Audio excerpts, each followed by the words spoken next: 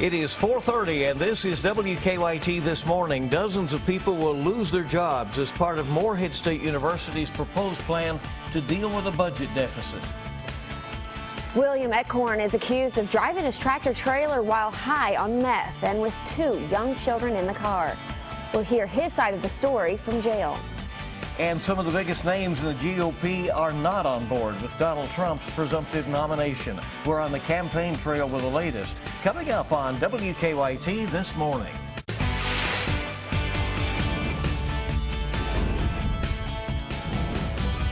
This is WKYT This Morning.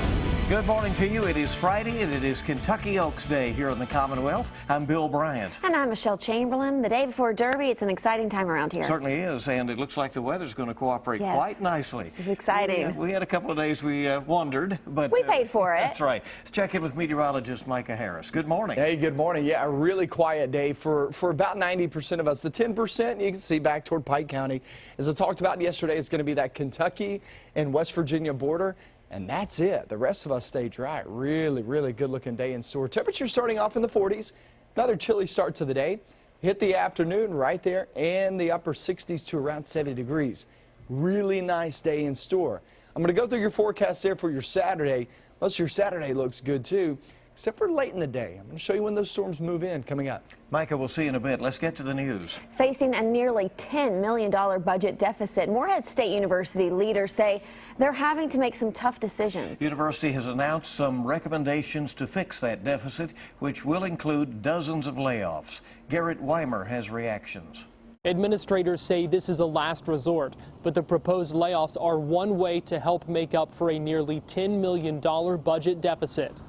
Administrators say the university has been hurting financially thanks to declining enrollment and population and nearly a decade of cuts to money it gets from the state. As a result, they're left with a $9.7 million budget deficit for 2016-2017. In an email to faculty and staff, President Wayne Andrews outlined his plan to make up that deficit. The plan includes ways to increase revenue, like a new fee and increases for tuition and housing.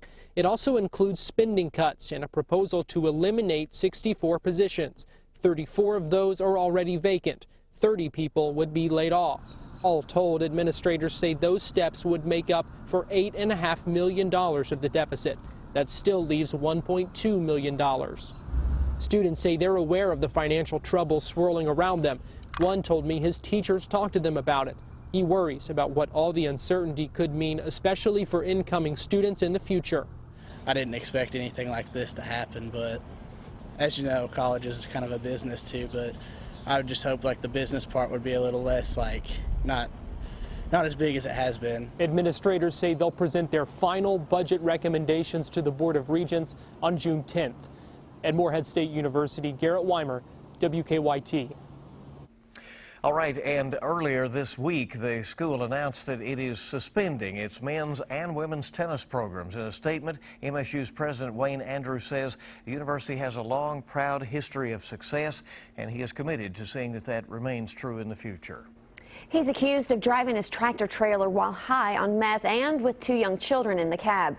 Now we're hearing his side of the story from jail. State police arrested 37-year-old William Eckhorn and the children's mother, 27-year-old Samantha Wittenberg, along Interstate 75 in Laurel County yesterday morning. Police say the arrest came during a safety inspection at a way station. Monique Blair has the story. And then they said that you were on methamphetamines? Not for the last 2 days. That's when I done it last, and I quit then. But state police say it was after a thorough investigation and after speaking with Will Eichhorn that they were able to determine that he was driving the semi-truck high on methamphetamine. Add to that, police say a 7-year-old and a 16-month-old were inside the truck and not properly secured. The children's mother, 27-year-old Samantha Wittenberg, was also arrested and charged with endangering the welfare of a minor and also public intoxication. Eichhorn told me it was caffeine pills that he took before police pulled him over. I took the awake pills I bought at the Pilot truck stop. Okay. I took 8 of them that morning, this morning. Eichhorn is now behind bars here at the Laurel County Detention Center, and he faces several charges, among them carrying a concealed deadly weapon. It's old. You know, it's not going to be used to shoot or anything. It's old. It's up where I live. It's not a good neighborhood up in Louisville. Eichhorn told me the children, who he says are his stepchildren, were with him while he was working because they can't sleep without him. Those children are now in the care of Child Protective Services. Do you wish you would have done things differently? I do, yes. In Laurel County, Monique Blair, WKYT. Now, we reached out to the trucking company that Eichhorn worked for, Madero Trucking Express. The owner told us that Eichhorn worked for the company for 2 months, and until his arrest, they say he's been a good employee. Police have arrested a man who they say locked his children in their bedroom. London police charged 26-year-old Kenneth Martin with second-degree criminal abuse. They say they went to Martin's home Wednesday night after receiving a tip. Once inside, police say they noticed a deadbolt lock on the children's bedroom door. They say they told Martin to remove the lock. When police went back later to check on the children, they say the deadbolt had been removed, but the door was tied shut with the children inside the bedroom. A judge has decided that 4 people charged in connection to the murder of a Clark County woman will stand trial separately. Police say 19-year-old Amber Caudle died in December 2014 when a stray bullet came through the floor of her Winchester apartment and hit her. Police later arrested Aaron Staley, Christopher Robinson, Lamont Wilkerson, and Lillian Barnett. Robinson will go on trial first. That date is set for January 23rd. 2 teenagers had to be rushed to the hospital after being shot near the route of the Pegasus Parade in Louisville. Police say a 17-year-old boy and a 14-year-old girl both have non-life-threatening injuries. They were near the intersection of 4th and Broadway, right in downtown Louisville, when they were shot. Louisville police say they took the 2 15-year-old boys into custody after the shooting. They are now being questioned. They say the 3 boys knew each other, but the girl was an innocent bystander. The shooting happened more than an hour into the parade. The parade continued even as police investigated the shooting.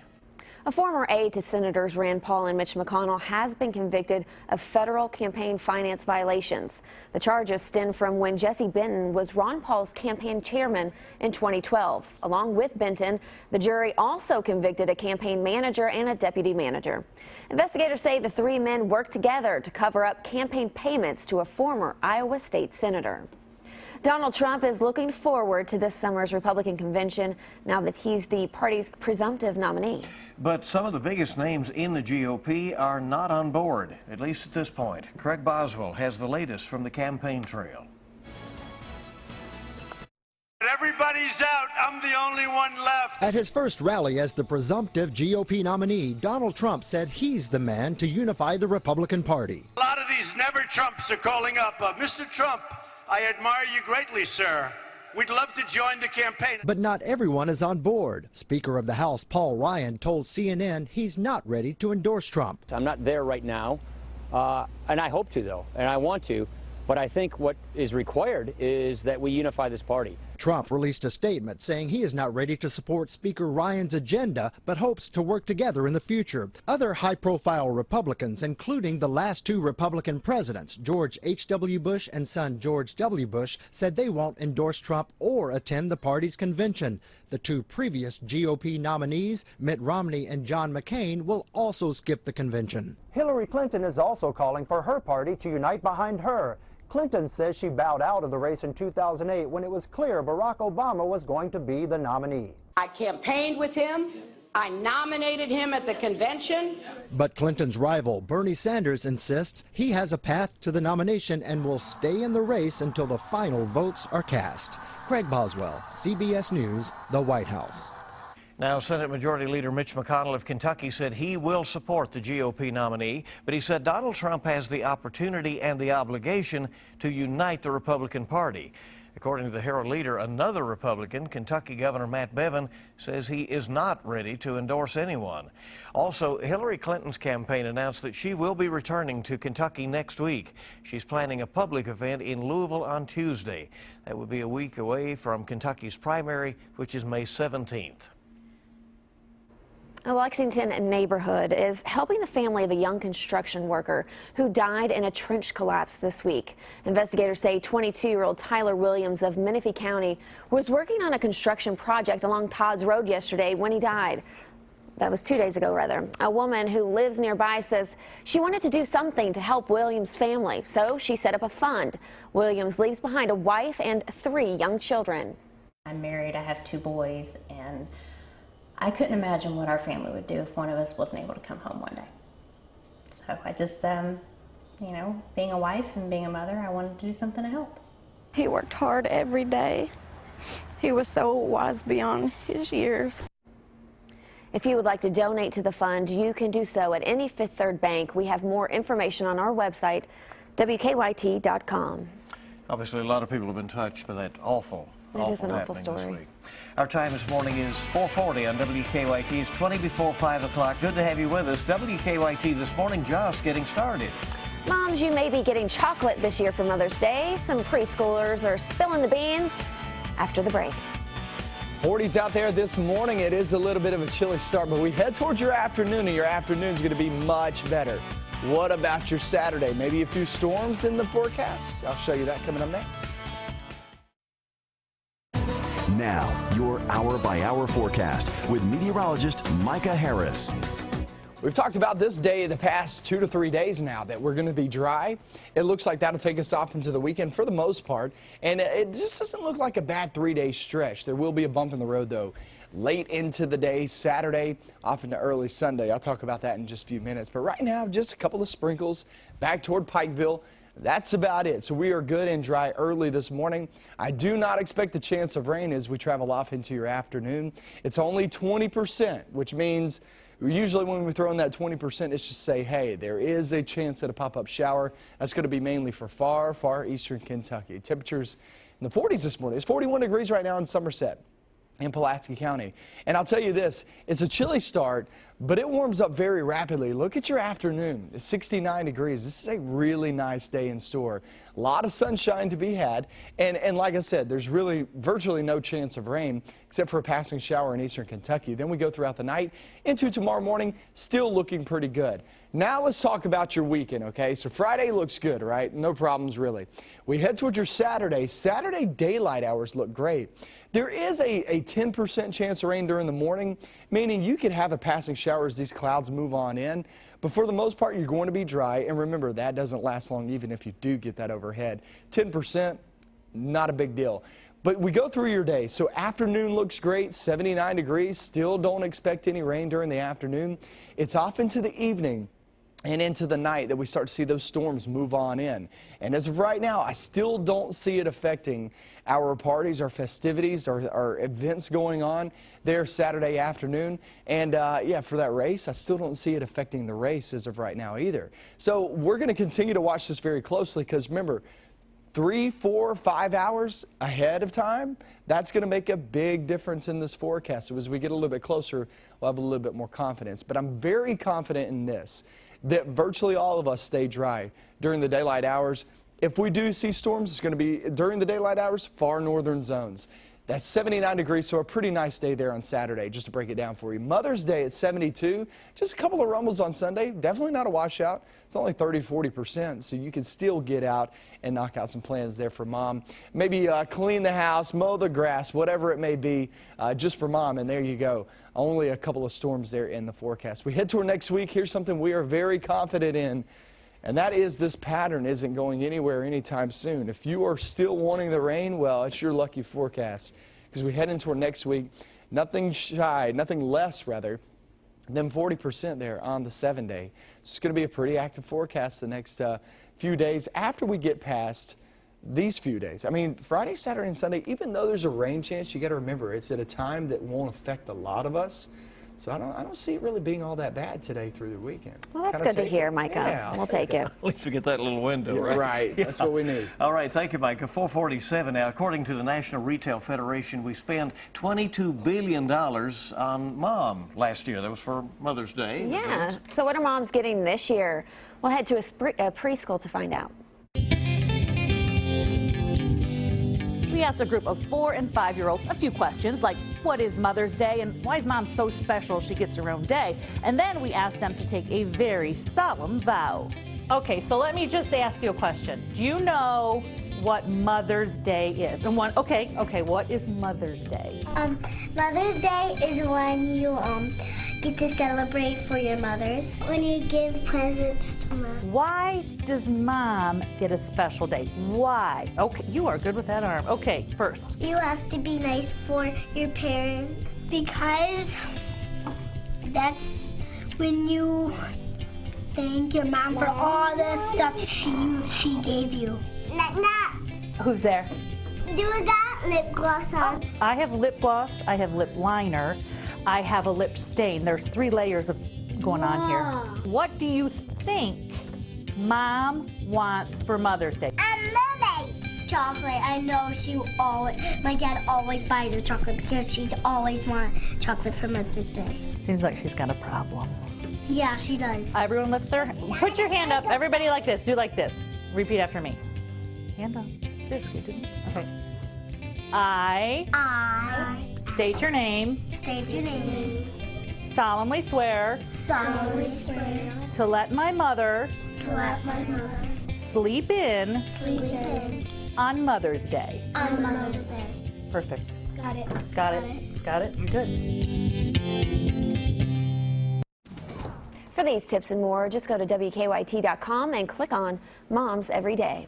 And the time right now is 4:49. WKYT This Morning is on the air with all the latest, and we'll be right back with so much more. Yeah, in Jessamine County, deputies are increasing patrols after a string of arsons around central Kentucky. That story's still ahead on WKYT This Morning.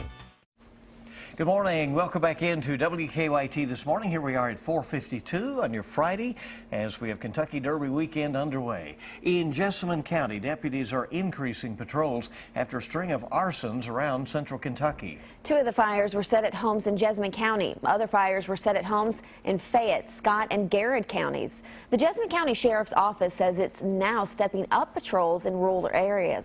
The State Police Arson Task Force is offering a $1,000 reward in the case. A struggling Eastern Kentucky coal company has auctioned off some of its equipment. Blackhawk Mining put 300 pieces of equipment up for auction in Perry County. Company leaders say tougher regulations forced them to lay off workers. They're auctioning the equipment that they no longer need in the mines. One of Lexington's 2 Gordman stores will be closing soon. A store closing sale is now underway at the Gordmans on Sir Barton Way in Hamburg. Officials of the department store say after looking over some options, they decided not to renew the lease at that location. The Gordon store near Fayette Mall will stay open. All right, and the big signs are up over there about the closing. You can see it. Yeah, maybe some deals. 4:53 is the time, and we'll take a look at some of the stories that our news team is working on for you this morning. And we'll have another look at your morning forecast coming up. Good morning. Welcome back into WKYT This Morning. It is your Friday. It's the 6th of May, and it is Kentucky Oaks Day in the Commonwealth. Yes, and the Derby's tomorrow. It is an exciting time. It really is. Everybody gets a little bit of pep in their step. Yeah, well, then the spotlight of the world is on Kentucky. Taking a look at some of the stories we're working on for you this morning. All eyes are on the Commonwealth this weekend for the 142nd running of the Kentucky Derby. Today, it's the fillies' turn. They'll run in the Kentucky Oaks. And don't worry, if you can't make it to Louisville, you can still watch one filly win the Lilies here in Lexington. We're going to tell you where this is going on, coming up in just a little bit. Everybody hoping for good conditions out there. Yeah, we've been crossing our fingers all week, haven't we? Right, and hoping, Micah, for just that, just enough, to get a couple of nice days in here. I think we'll be able to do that. Today, I believe, I have no doubt about it, we'll be able to do it today. Tomorrow, late in the day, possibility of some thunderstorms. We're sitting there in the 40s early this morning, and we're holding on to a cool start to the day, but 69 by the afternoon, great feel. It's all about tomorrow, though. When do these storms roll on in? That's what I'm going to be talking about with the next 2 hours of WKYT News. The timing on it, is it going to affect the actual Derby itself? I'm going to have that coming up once again right here on WKYT News at 5 in just a couple of minutes.